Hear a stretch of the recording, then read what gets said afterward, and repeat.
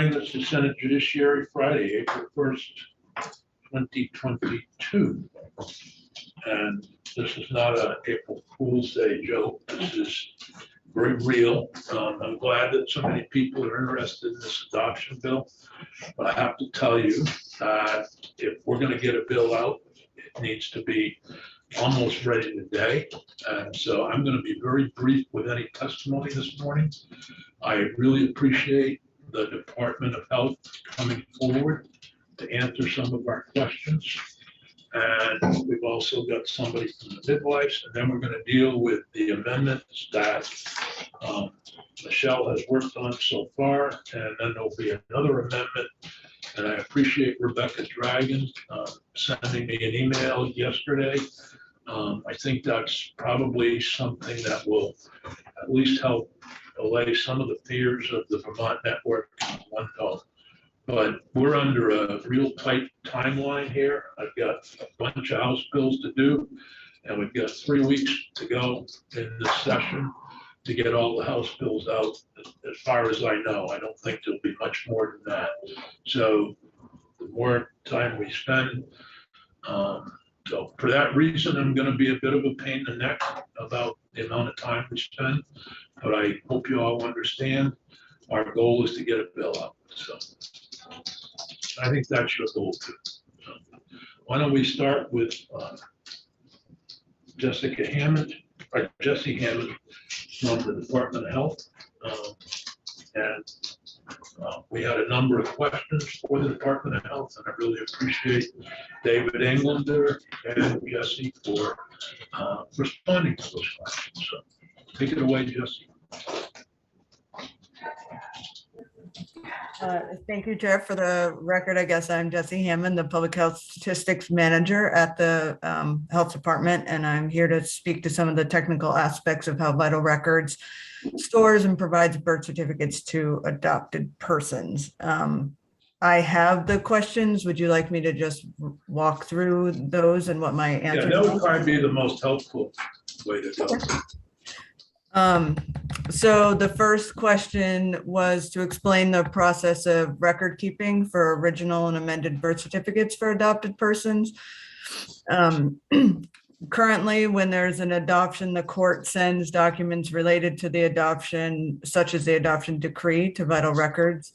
These are sealed and filed along with the original birth certificate in our vault. And amended birth certificates are maintained within our statewide registration system. When a request is made by an adopted person for a copy of their original certificate, we, of course, make sure that they have appropriate identification and then an authorization from the Vermont Adoption Registry. And the easiest situation for us is when the person knows the original name. At that point, we can then just go into the vault and get the record. But if they don't, for adoptions occurring since 2002, we have an index that links the amended name with the original name, and then we're able to then pull the original information. And for older records, we have other tools that aren't quite as technologically savvy that we utilize to make that kind of connection. It'll take us more time, but we can than it does for more recent records, but we then make the link and pull the record out of the vault. The second question was when an adopted person currently seeks a copy of their original birth certificate, what information is required? So currently when an adopted person contacts Vital Records for a copy of the original certificate, they're required to present a letter from the Vermont Adoption Registry authorizing us to disclose the information. And then if they don't have that, we would refer them back to the Vermont Adoption Registry. Or I guess in some cases we could contact the Adoption Registry directly. In the future, if the Adoption Registry were not to be a part of the process, we would require them to have a copy of their amended birth certificate and valid identification showing that information to be sure they're who they say they are. The next question was that state law required the department to keep records linking the original and amended birth certificates from 1941 to 1996. May we assume that a person who was adopted during this time period can request and receive a copy of their original birth certificate by presenting a copy of their amended birth certificate? And if not, why? I'm not I'm not knowledgeable at all, I should say, about the statute that is referenced in this question because it predates my time at VDH as well as that of all my staff.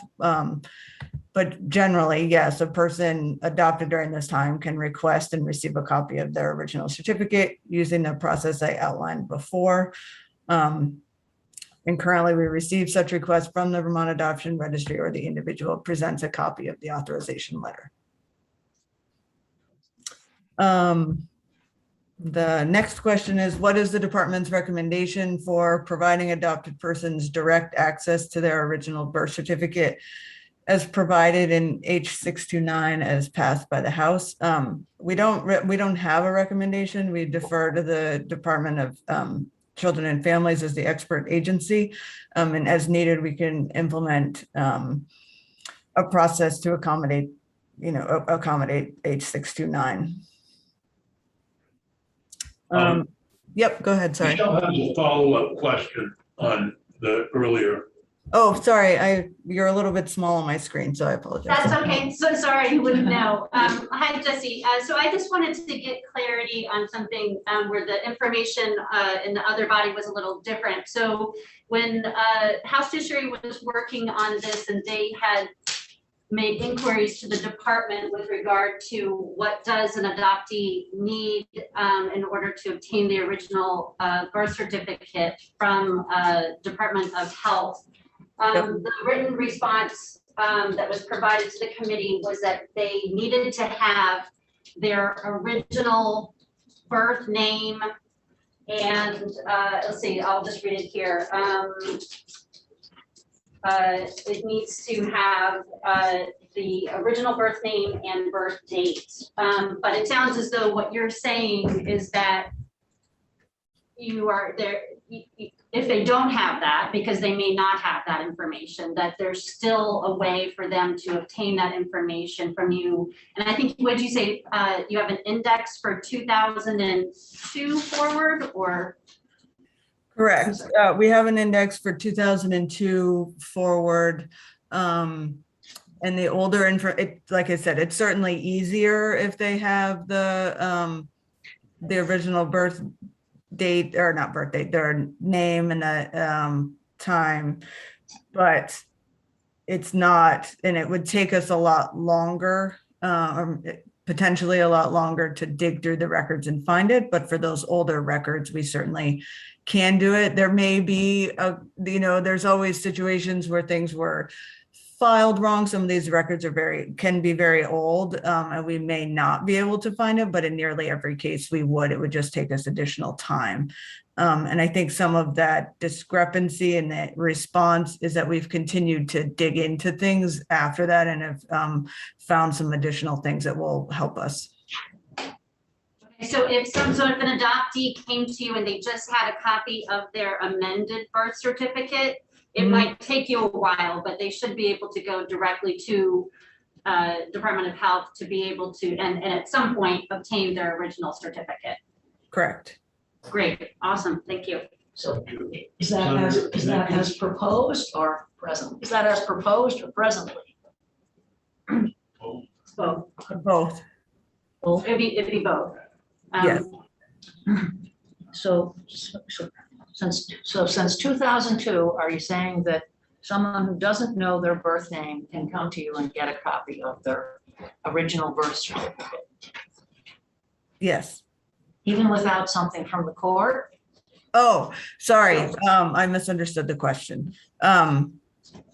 Currently, they would have to have the authorization from the Vermont Adoption Registry for us to release it. When I said yes, I meant we physically could do it if we had everything in place. Okay, thank you. Okay, go ahead, please. Okay. And the last question was that in the House version of the bill, the contact preference form is provided upon request by the registry. Instead, could Department of Health provide this form to an adopted person at the time of the request for their original birth certificate? Since this question was posed, we spoke to DCF, and my understanding is that we're in agreement that DCF is the correct agency to provide the form to adopted persons. Anything else? So you're okay with this bill as it passed the House, the Department of Health? Yes, we can implement it as it passed.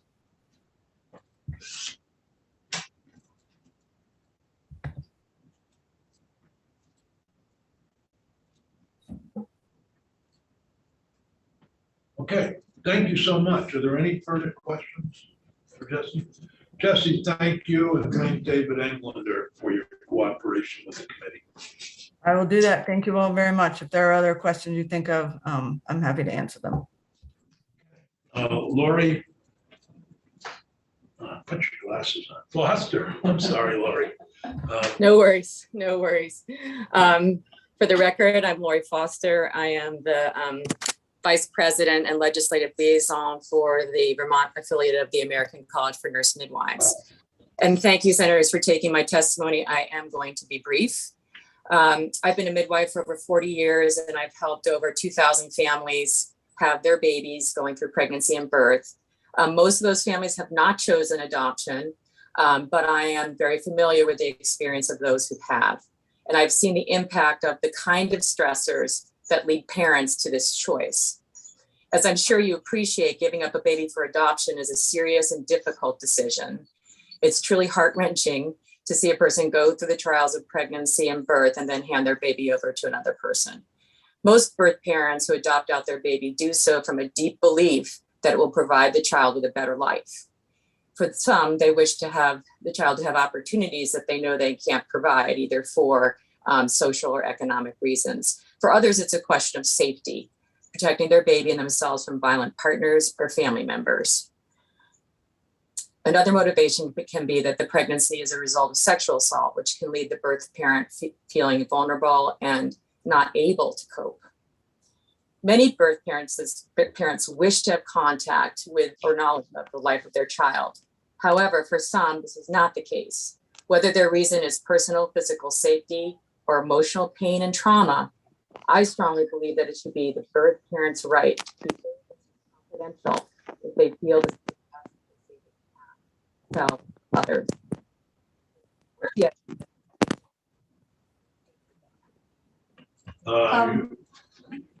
We lost you. We're having technical difficulties. It's your audio has cut out. Video is still fine. Can you hear me now? Yeah, it's very faint. I'm not really sure what that is about. Is this any better? There we go. Okay. So I support the idea of making information easier to obtain for adopted people, and I'm aware what a significant factor that is can be in their lives. However, the birth parent should always have the ability to sign a non-disclosure request. And when such a request is on file, the adoptee should receive a redacted copy of the birth certificate without the birth parent's identifying information. It's important to note that a birth parent who does not wish to be identified would not be able to stand before a committee and testify. These are vulnerable citizens without the ability to represent themselves. It's critical that birth parents continue to have the right to choose to withhold their own identity and personal information. Most will not choose to do so, but to legislate that option away, I think, is a violation of the right to privacy and can also pose potential risk. I know you've heard a lot of testimony from others, many of whom feel differently. I hope you will balance different interests in this case. For the small number of birth parents whom identifying information, including identifying information on the birth certificate, could pose a risk, please provide a pathway to privacy for them. That's really, our standpoint and what we're asking. I don't really want to suggest technical ways to do that, but that's the main issue that we'd like to have heard.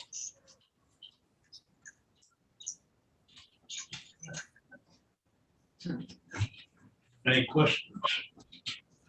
Thank you very much, Lori. We did get a copy and it is posted on our webpage of your testimony. So very helpful. Okay, thank you very much. I appreciate your time. Thank you. Rebecca Dragon. Get a copy of your testimony too. So if you wanted to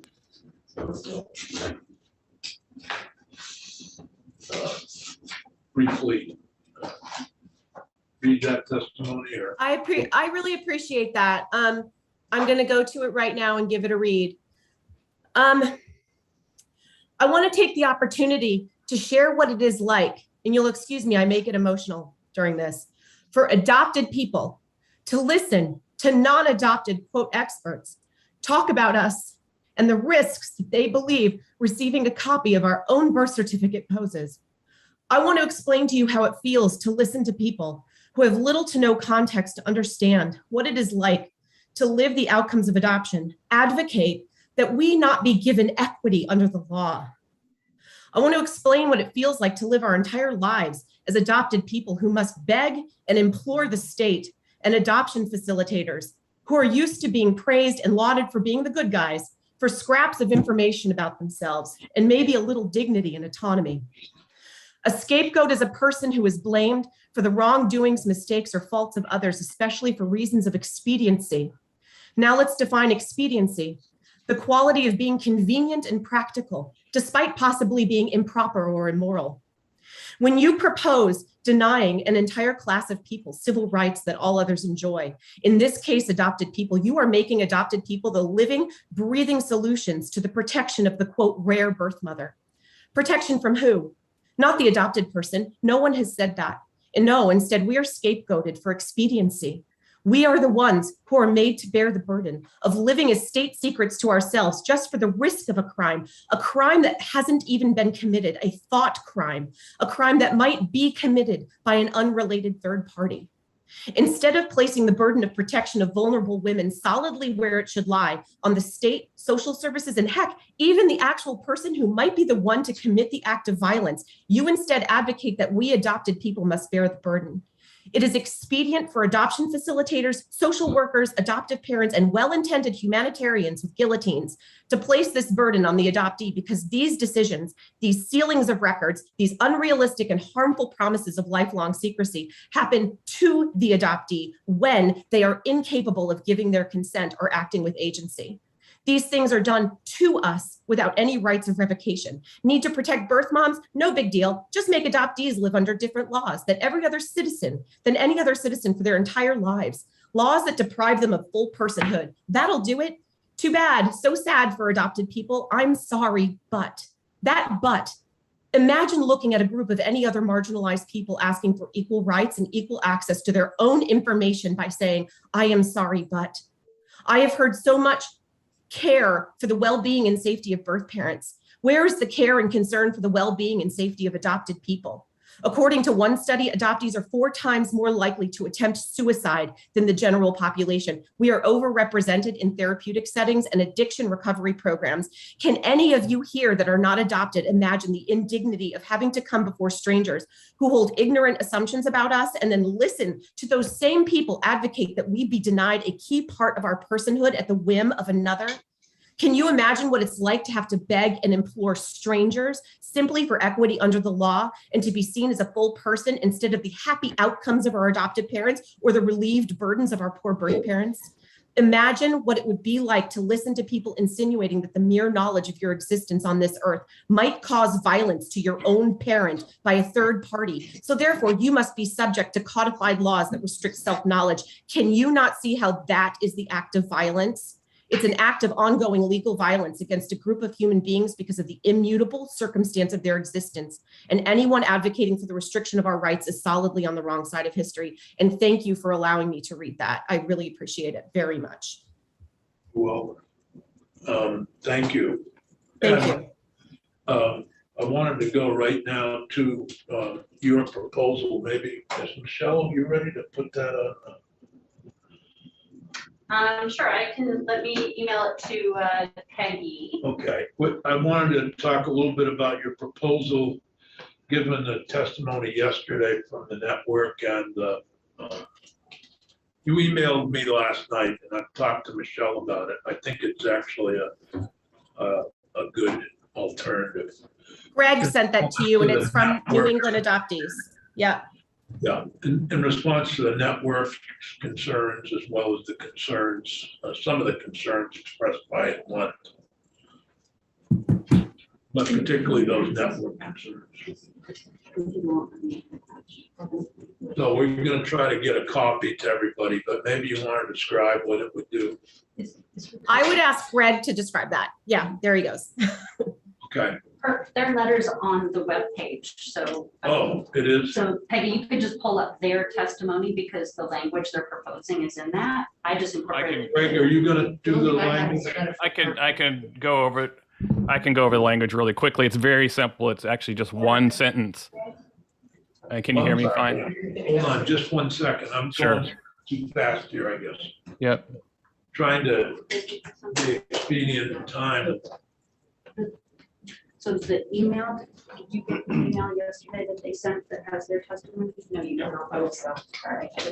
They didn't have it. So she didn't have it. Is this, look here. It'll take us a while, but maybe you can describe it. Greg, go ahead. Let me grab it again. I had so many windows open right now. Hold on. Here we go. So, I've been listening very intently to all the testimony about these concerns. And, I do want to focus on one issue as some context. The testimony about this present safety issues, that relates essentially to what happened 18, 20, 30, 50 years in the past. And we're not talking about that today. What we're talking about is empowering both the birth parent and the adopted person and having sufficient information to make a decision. And that decision may relate to contact or no contact. So one thing that can be easily done and would make a big difference is to include within the contact preference form, and this is the language that we drafted and agreed to within the coalition, that, quote, a contact preference form shall include space where the parent may include information that the parent feels is important for the adoptee to know. That gives space for the birth parent to explain any circumstances that the adoptee should know about. It also gives space for the birth parent to explain if there are any genetic or medical information the adoptee should know about as well. So it's a two-way communication. And this contact preference form, of course, is a confidential communication between the two parties. It's not subject to public disclosure. It accompanies it is released by the registry when requested. And so it provides this information that everyone has this full knowledge of how they should act in this situation, and it empowers both parties. And so we think that's the way to address these very, very few birth parents that Kate Wagner talked about yesterday, that the network seems to be concerned about. We don't think there's that concern is well justified because it's often speculative and way in the future. It may have existed 18, 20, 50 years in the past, but this would take care of that. And we believe it's a good way to go forward. I thought it was helpful, and personally, I appreciate it, but I don't, obviously it takes the committee to look at this. What we have in front of us right now are 4 amendments. And Michelle, maybe you want to go over the amendments, including the one that you proposed to the bill, to the House passed version. You want to? Yes. Okay. And I just, I'm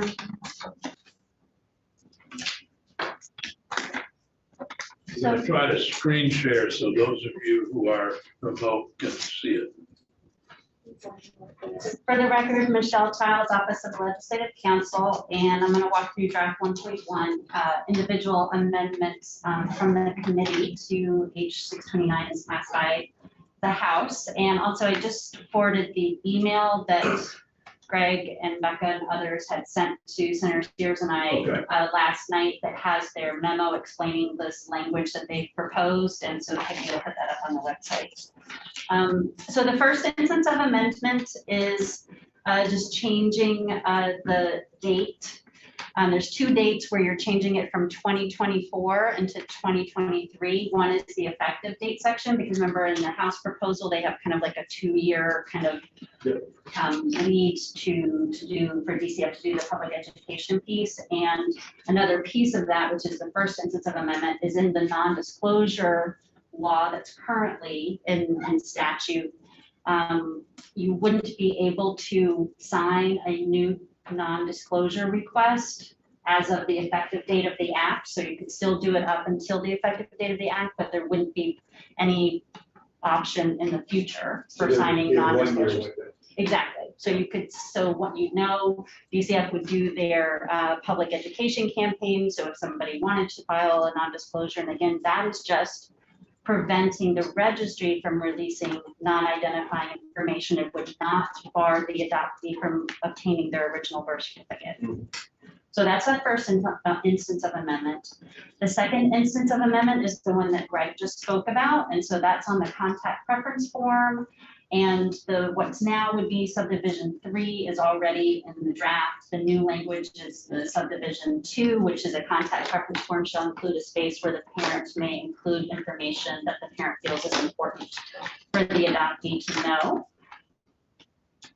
The third instance of amendment, this was requested by DCF, is they asked for an additional month before they would have to have the consent, the contact preference forms available and initiate their public campaign.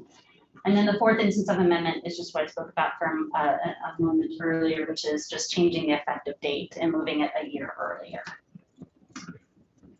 And that would be for everybody who's online, who's not here personally, this would be passing the House bill with these 4 amendments. So go ahead, Senator.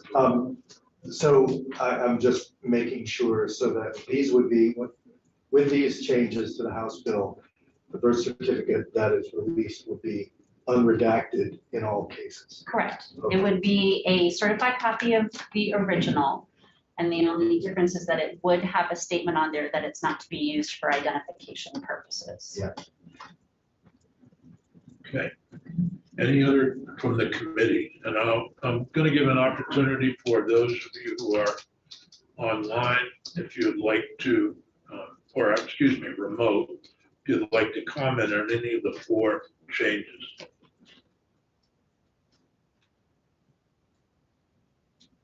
Anyone? Looks good. Jessica Barquist. Hey everyone, thank you. Jessica Barquist for the Vermont Network. And I just want to say that, you know, we so hear the and understand the frustration of the adoptees who have spoken to the committee. And we truly believe that they have a right to this information and that it should not be a difficult process for them to obtain that information. We want all adoptees to have access to their original birth certificates. And we still believe for this very narrow population that there ought to be an option for that information to remain sealed or confidential in some way. We know it's not a guarantee. And so we definitely support the use of this contact form, but also just want to acknowledge that it's a new form and that these very small group of people that we're representing, these marginalized folks, it's going to be really unlikely for them to be able to have the means to access the Department of Health or DCF to be able to fill out these forms. So just wanted to add that to the conversation, and thank you. I really appreciate your comments, and I really appreciate your, you know, how you're looking at it from your perspective and the perspective of battered women and victims of sexual assault. So I do, as you know, I'm very supportive of that. But speaking from myself now, not as a member of this committee, I have to tell you, my birth mother probably had good reason for me not to know who she was. She was incarcerated. And, you know, back in the 40s, it was common for adoption to take place and not to have much information about who the father was. I've always looked at him probably as a sperm donor more than the father. And for me, to have that information when I was about 55 or 60 might have been helpful when I was at UVM and messing up. And, you know, I've kept the records from Senator Baruth. I haven't promised. He has access to. Well, I have had a promise that they're sealed, my UVM records. But I gotta say that I think this is a good compromise because it ensures that the adoptee has the information that for whatever reason, they would prefer not to be contacted. And now that may change, you know, this is not going to be effective until 18 years after the birth.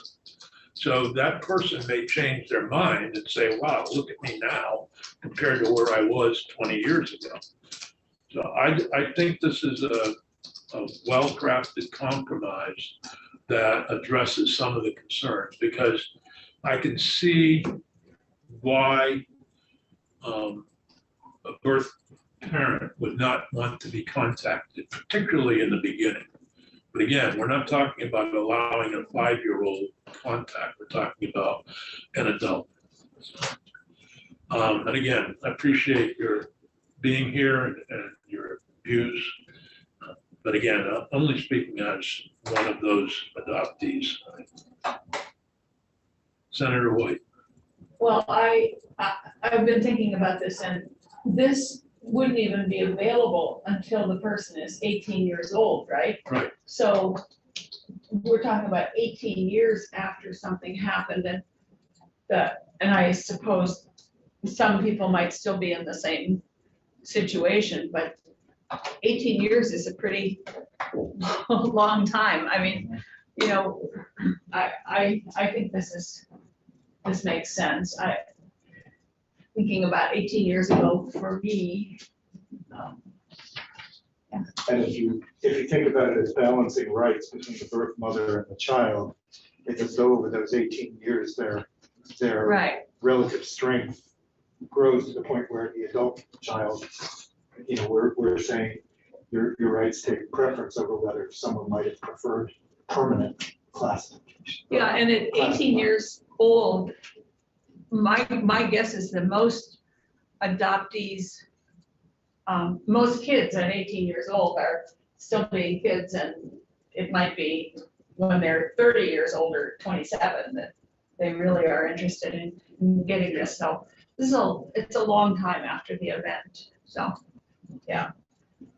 Yeah, to be totally honest with everybody here, I waited until after my parents had both passed away. Your adopted parents?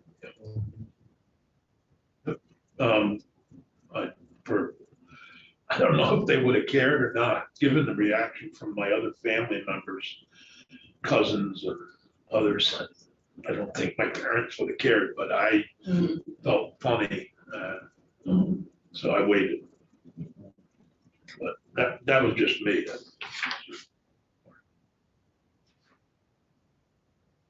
Well, this looks good to me.